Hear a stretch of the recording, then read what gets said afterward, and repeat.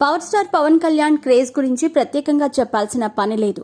చిరంజీవి తమ్ముడిగా ఇండస్ట్రీలో అడుగుపెట్టిన పవన్ కళ్యాణ్ ఆనతి కాలంలోనే తనకంటూ ప్రత్యేక గుర్తింపు తెచ్చుకున్నారు.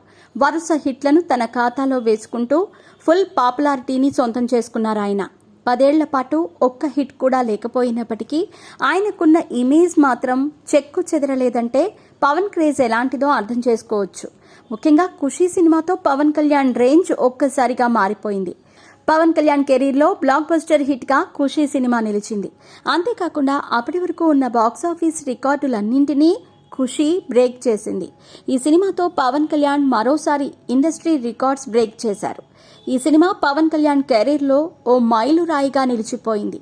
ఖుషీ సినిమాకు సెపరేట్ ఫ్యాన్ బేస్ ఉందంటే ఆ సినిమా ప్రభావం ఎంతలా ఉందో అర్థం చేసుకోవచ్చు. ఈ సినిమా తర్వాత పవన్ కళ్యాణ్కు 10 ఏళ్ల పాటు హిట్లు లేవంటే ఈ సినిమా ప్రభావం ఎంతలా ఉందో అర్థం చేసుకోవచ్చు. ఇటీవల పవన్ కళ్యాణ్ పుట్టినరోజు సందర్భంగా ఈ సినిమానే అభిమానులు రిలీజ్ చేయటం జరిగింది. ఈ సినిమాలో భూమిక హీరోయిన్ గా నటించగా ఎస్జే సూర్య దర్శకత్వం వహించారు. ఖుషీ తర్వాత ఎస్జే సూర్య పవన్ కళ్యాణ్ తో కొమురం పులి సినిమా చేశారు.